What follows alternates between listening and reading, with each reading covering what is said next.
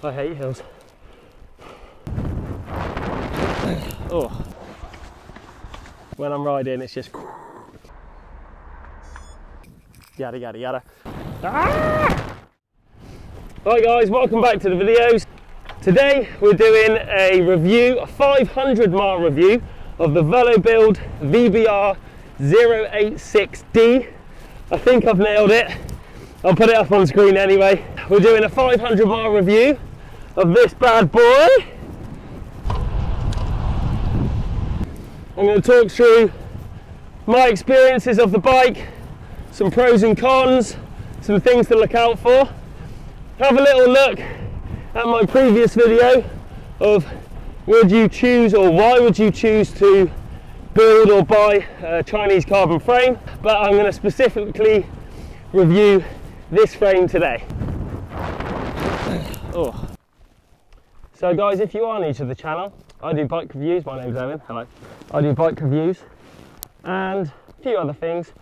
Have a little look in this corner. I've recently started to do a 3-minute vlog talking about men's mental health, and we're going to next year be pairing these videos together, doing some collabs with some other YouTubers, talking about cycling and mental health, and hopefully arranging some public rides for guys to get together, guys and girls to get together, come on rides, talk it out if you want to, or just get that social interaction back in, grab a coffee, just take your mind off stuff. Yeah, I make bike reviews on apparently really windy days, so I'm going to keep stopping and talking because when I'm riding it's just...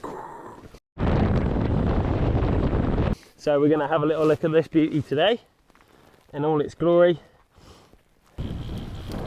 So then, what have I done on this bike? I've done hill climb races. Bing! I've done 100k rides. I've done short little snappy efforts. I haven't done any TTs or anything like that. Maybe that will come next year. What is this bike good for? Is it comfortable? Hell yeah, it is to me. It's not overly aggressive. To some people it might be overly aggressive. I run 165mm cranks, which really help me to open up the hip angle and stuff. And looked into like short nose saddles, but I don't think that's for me. Possibly if I do any sort of racing and stuff next year, I'll set it up a little bit more aggressively like that. So yeah, today we're back out on the bike. If you're from the UK, you'll know that for the last 3 or 4 days it has been absolutely torrential rain, so I'm expecting to see lots of puddles today.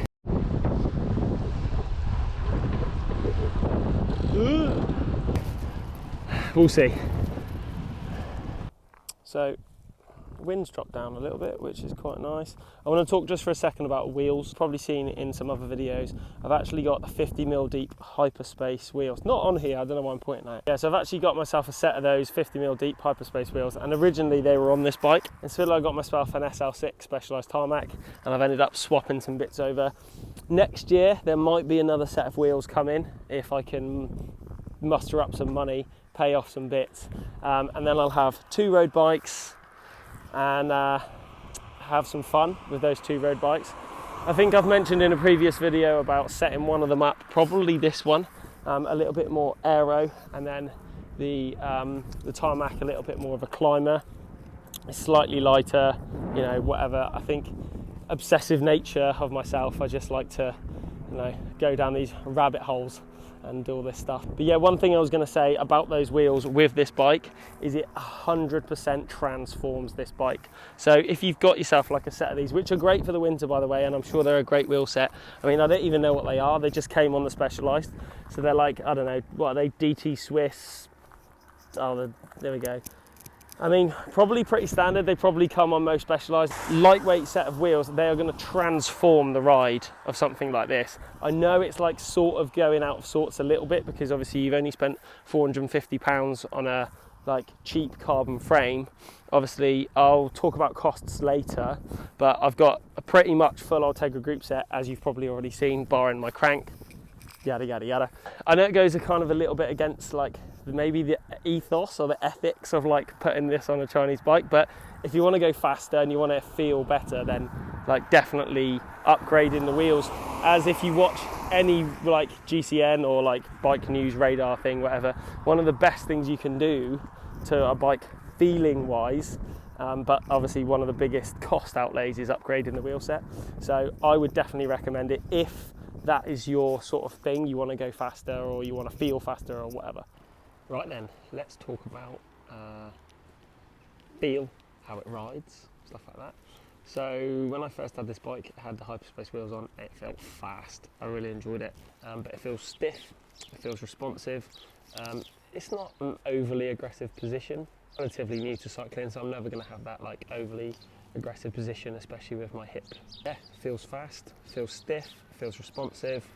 I'm kind of comparing this to obviously the Tarmac SL6 that I've got, and my previous bike, which was the 54, which was a Tarmac SL4. So, you know, geometry wise is not going to be a million miles away. They're all sort of like middle of the road, sort of climbing, racy geometry, not super aggressive, and you know, not super relaxed either.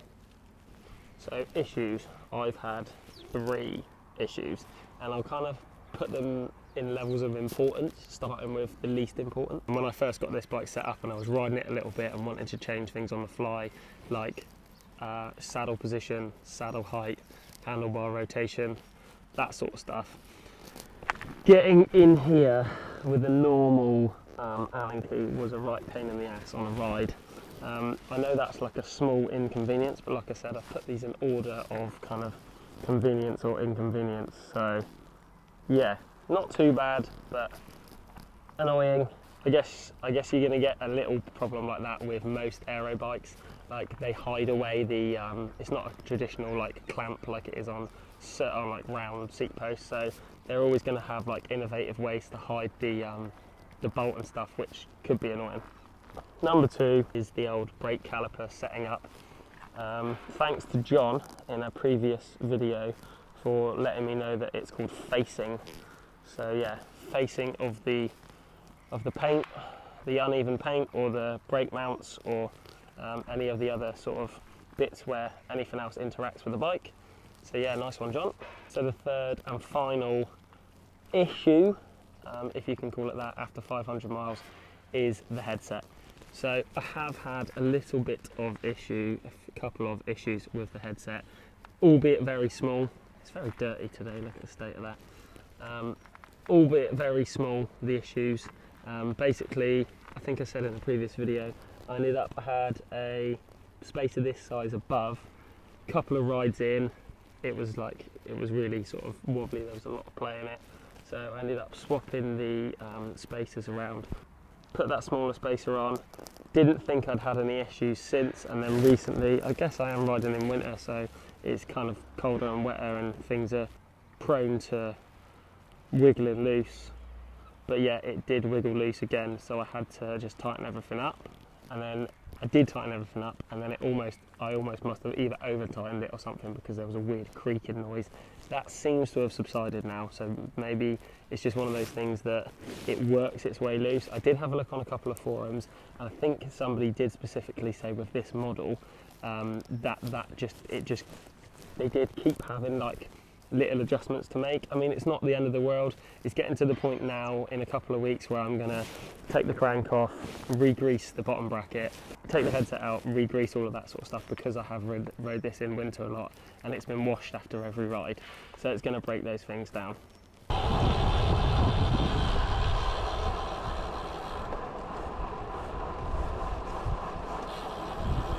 So one last thing I want to talk about is cost of the build and resale value of the bike. So quickly whipping around the frame, we've got the frame was 450-ish pounds. Obviously I'm in the UK, so I'm going to work in pounds here. So 450-ish pounds. Then you got your group set, not including the crank, was 450 pounds. So I got a full Ultegra mechanical group set for 450 quid. Crank, I can't remember how much that was because I got it ages ago, like 100 and something pounds. I'll try and have a little look and pop it up on screen if I can remember. Wheels, the Hyperspace wheels, so I'll put the price of that up and get a little total coming on the side of the screen. And then the other little components obviously you got stuff like pedals, bottle cages, saddle, stem, and the handlebars and stuff like that. So I'll put like a final cost up on screen. of what the bike would have cost, including those hyperspace wheels. I mean, it's going to be around that £2,000 mark. It might be a little bit more, but I think for £2,000 you're getting a seriously good deal here with those hyperspace wheels on it. Obviously now you've got to take into consideration the resale value. If I was to put those hyperspace wheels back on this bike, it's comparable to an SL6. I just bought an SL6 with these wheels for £1,500. So you put those hyperspace wheels on it, that's got to be worth nearly 2.5. The bike market is a little bit weird at the moment. Obviously it's like December, people aren't buying bikes or whatever, and you're not going to build this bike to resell it. It's not one of those things that people are going to buy to resell. It's not going to hold its value in the same way that a Specialized or a Western brand would, unless you know what you're getting yourself into.